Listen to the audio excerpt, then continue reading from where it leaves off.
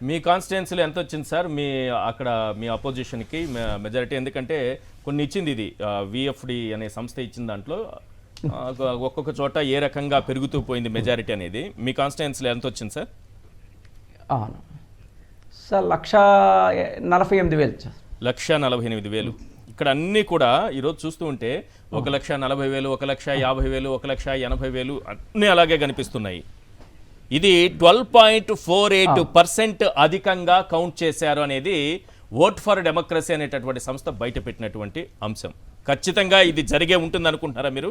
అది హ్యాకింగ్ గా వాళ్ళు చెప్పట్లేదు, ఏం జరిగిందనేది ఎవరు చెప్పరు. ఈవీఎంలు మార్చారా, హ్యాకింగ్ చేశారా, ఎలా సాధ్యమైందనేది మాత్రం ఇక నేను అన్నాను కదా మొదట్లోనే, లోగుట్టు ఈవీఎంకే తెలియాలని.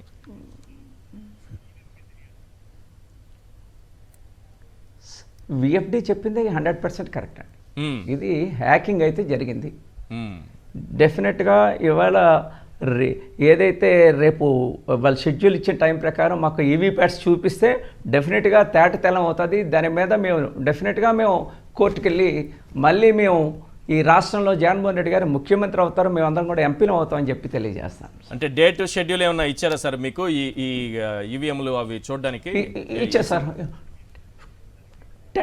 టెంటటివ్గా ఆగస్టు 26th, 27th, 28th ఇచ్చారు. 3 days ఉంది. ఆ 3 daysలో మీరు ముగ్గురు ఉన్నారు, ఒక్కొక్కరికి ఒక్కొక్క రోజు వచ్చే అవకాశం ఉంది అనుకుంటున్నారా?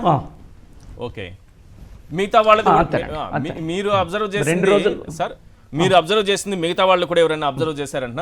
మీ వాళ్ళు ఎవరైనా చెప్పారా? మీ పార్టీ నాయకులు కానీ లేకపోతే కౌంటింగ్ ఏజెంట్లు కానీ వీళ్ళు ఎవరైనా మీ కాన్స్టిట్యుయెన్సీ వరకు కానీ స్టేట్ వైడ్ కానీ? స్టేట్ వైడ్ నా కడప నుంచి ఒక ఫోన్ వచ్చిందండి. ఓకే. వాళ్ళు చెప్పారు, సార్ మా పోలింగ్ ఏజెంట్ వెళ్ళారు, 99% బ్యాటరీ ఛార్జింగ్ ఉంది, మా వాళ్ళకి చెప్పానండి, చెప్పినది కంప్లైంట్ చేయలేదు, నిజంగా ఇవాళ మీరు బయట పెట్టారు, నిజంగా చాలా సంతోషకరమైన విషయం అంటే అన్ని దగ్గరలో కూడా బ్యాటరీ ఛార్జింగ్ 99% కనిపిస్తుంది అనేది నాకు ఆ ఫోన్ అయితే రావడం జరిగింది ఉదయం. చాలామంది నాకు ఫోన్ చేశారు, ఏమంటే ఇది మంచి టెక్నికల్ పాయింట్, ఇది అన్ని ఈవీఎంలు కూడా పర్సంటేజ్ పెరిగే కనిపిస్తున్నాయి, ఇవన్నీ కూడా టెక్నికల్ పాయింట్స్, ఇవన్నీ కూడాను నిజంగా డెఫినెట్గా దీని మీద మీరు పై అధికారులకు కానీ ఉన్నత అధికారులకు కానీ లేకపోతే కోర్టుకు కానీ వెళ్ళి మీరు దాన్ని తీసుకొస్తే బాగుంటుందనే ఉద్దేశంతోనే చెప్పడం కూడా జరిగిందండి. చాలామంది నాకు ఫోన్ చేశారు. నిజంగా నంద్యాల ఎంపీ గారు, ఎక్స్ ఎంపీ గారు బ్రహ్మానంద రెడ్డి గారు కూడా ఫోన్ చేశారు. ఓకే, ఏమంటున్నారు? ఫోన్ చేశారు, అన్న కంప్లైంట్ చేసావాట, మంచిదన్న, మా దగ్గర కూడా బ్యాటరీ ఛార్జింగ్ 99% ఇలా కనిపిస్తూ ఉంది, చాలామంది మాకు కూడా పోలింగ్కి వెళ్ళేటప్పుడు చెప్పడం జరిగింది, కౌంటింగ్కి వెళ్ళేటప్పుడు చెప్పడం జరిగింది, కానీ దాని మీద మేము అంతగా అబ్జర్వ్ చేయలేదన్న, చాలా మంచి వ్యాలిడ్ పాయింట్ అది.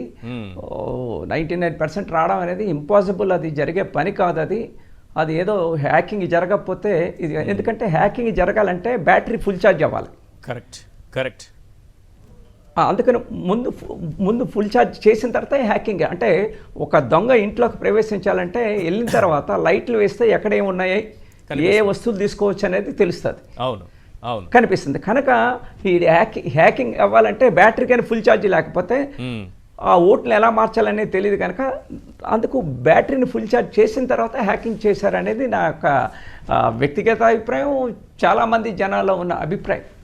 ఒక ఎంత తెలివైన దొంగైనా, హంతకుడైనా, బాగా అనుభవం ఉన్నవాడైనా, ఎన్ని దొంగతనాలు చేస్తున్నా సరే అప్పుడప్పుడు చిన్న కొన్ని క్లూస్ వదిలిపోతాడు.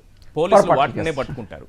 అది పట్టుకుంటే వాడు ఎంత పెద్ద గజ దొంగ అయినా సరే దొరికిపోతాడు. అంటే చాలా చిన్నదిగా ఉంటుంది, వాడు వదిలిపోయిన ఆధారం చాలా చిన్నదిగా ఉంటుంది, కానీ దొరికిన దొంగను చూస్తే చాలా పెద్ద దొంగ దొరుకుతాడు. అలాగే హంతకుడైనా సరే చిన్న ఆధారాన్ని వదిలిపోతాడు, ఎంత పెద్ద హంతకుడైనా అంతకుముందు ఎన్ని మోడల్ చేసి తప్పించుకున్నా వాడు దొరికిపోతాడు. సో ఒక చిన్న పాయింట్, 99% ఛార్జింగ్ ఎలా ఎక్కాయి ఈ ఈవీఎంలకి అనేటటువంటి పాయింట్ రేపు ఒక సంచలనంగా మారబోతోంది అనుకుంటున్నారా? తీగ లాగితే డొంక కదలబోతోందా? ఎస్, డెఫినెట్గా. ఇవాళ రాష్ట్రానికే కాదు దేశానికే